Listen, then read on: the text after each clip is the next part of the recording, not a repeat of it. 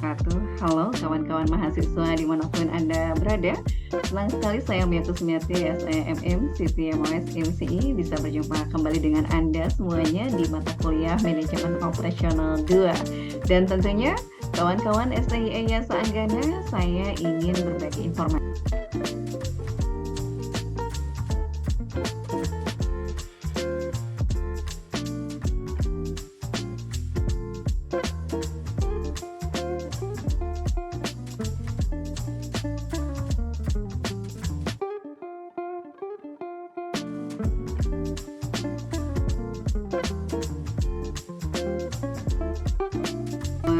Kali ini kita akan membahas mengenai perencanaan pabrik, teman-teman. Baiklah teman-teman, mari kita lihat materi berikut ini ya. Teman-teman, untuk perencanaan pabrik yang ada beberapa hal yang harus kita perhatikan teman-teman ya. Dan sebelumnya kita pahami dulu, dalam perencanaan pembangunan suatu pabrik atau perusahaan itu harus ada beberapa hal yang diperhatikan. Dimulai dari penentuan lokasi karena penting bagi perusahaan atau bagi industri ya. Setelah penentuan lokasi pabrik, maka kita harus menentukan perencanaan bangunan pabrik itu sendiri. Akan didesain seperti apa, seperti itu. Selain itu, penyusunan peralatan pabrik juga diperlukan untuk menciptakan nilai ekonomis dan efisiensi pada penyusunan fasilitas-fasilitas pabrik.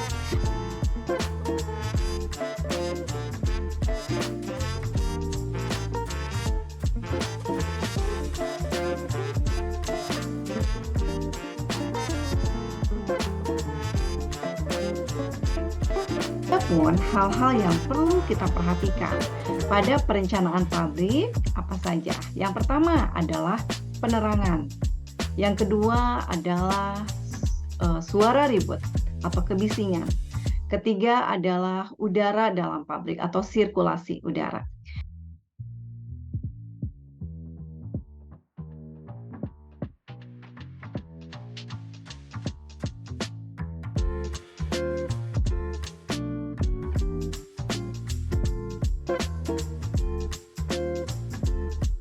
Selanjutnya, tujuan penentuan lokasi pabrik untuk apa? Mari kita lihat. Dengan adanya penentuan lokasi suatu pabrik yang tepat atau baik, maka ini akan menentukan yang pertama, kemampuan melayani konsumen dengan memuaskan. Selanjutnya, kita bisa mendapatkan bahan-bahan mentah yang cukup dan kontinu dengan harga yang layak atau memuaskan. Ketiga, mendapatkan tenaga buruh yang cukup.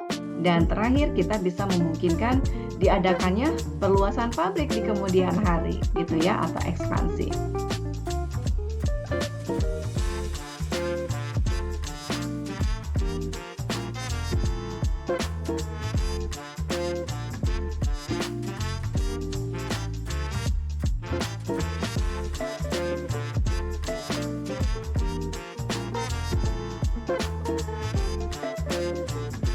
Teman-teman mahasiswa, ada faktor-faktor yang mempengaruhi penentuan lokasi pabrik.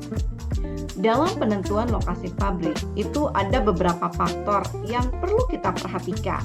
Di antaranya ada faktor utama atau faktor primer yang disebut dengan primary factor, yaitu letak dari pasar hasil produk organisasi, letak dari sumber-sumber bahan mentahnya, gitu ya, berarti harus dekat. Terdapat fasilitas pengangkutan atau fasilitas transportasi. Keempat, ada suplai dari buruh atau tenaga kerja yang tersedia di daerah tersebut. Kelima, terdapatnya pembangkit tenaga listrik dan pasokan air, penting sekali.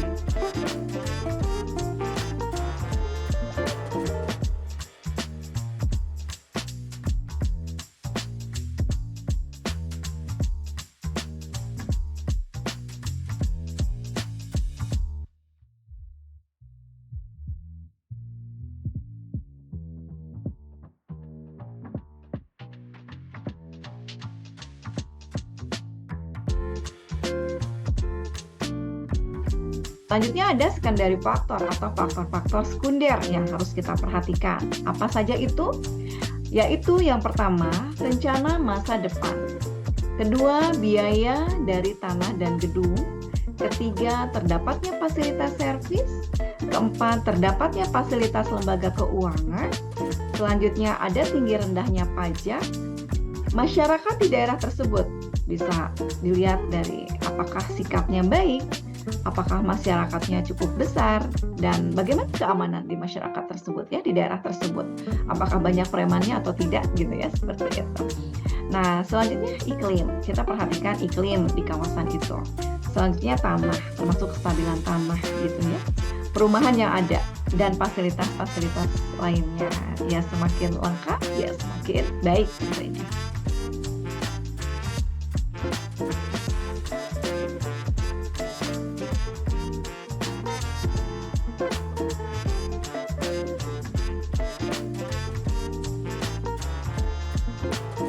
Nah, teman-teman, ada 3 tahapan dalam pemilihan lokasi pabrik, ya. 3 tahapan dalam pemilihan lokasi suatu pabrik. Yang pertama, melihat kemungkinan daerah-daerah mana sih yang dapat ditentukan sebagai daerah-daerah alternatif dengan melihat ketentuan dari pemerintah daerah setempat. Kedua, melihat pengalaman orang lain atau pengalaman kita sendiri dalam menentukan lokasi pabrik. Dan ketiga, mempertimbangkan dan menilai masyarakat-masyarakat dari daerah-daerah yang ada.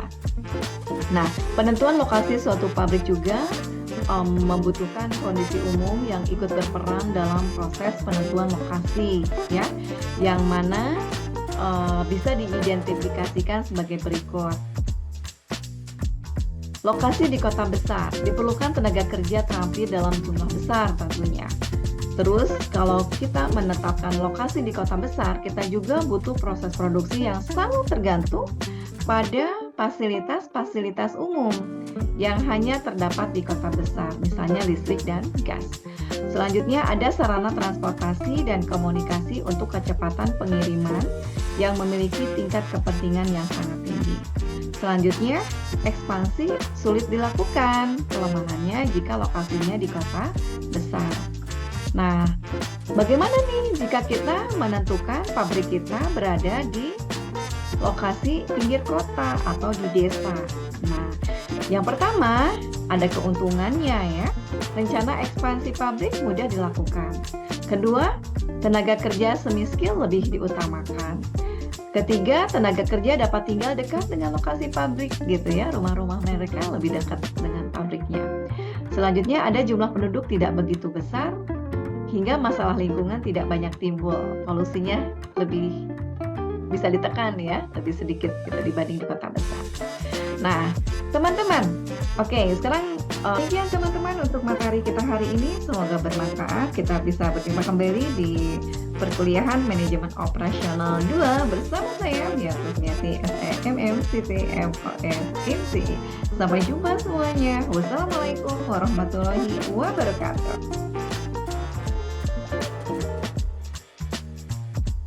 Even disruption in manufacturing services and logistic processes has also been largely observed because of the... We have a Padang restaurant and so on. They have their own operations. Yeah. When we go to other business, hotel business, for example, yeah, hospitality and so on, yeah, and then hospital, yeah, they have their own operation. When we go to the grocery, when we go to the university, yeah, or maybe housekeeping, yeah, cleaning service provider, for example, they have their own operation. Yeah. So in short, yeah, operations is everywhere. Yeah? Operation is everywhere. Yeah. In supermarket we have, yeah.